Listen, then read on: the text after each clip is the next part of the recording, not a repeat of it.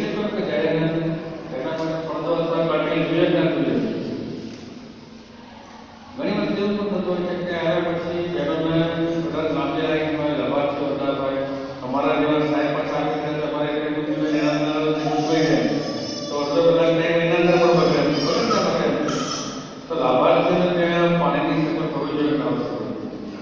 હા, હવે માટલા સાથે કેવું છે કે કોઈના ઘરે બધા માટલા જતો રહેતો તો સીધો કેટ મળતી જ એટલે છે તમારા લોકોને પછી નાખવાની ભરવાની માથા પડશે કેટ મળતી સીધું પાણી. એટલે આપણે કેટ ના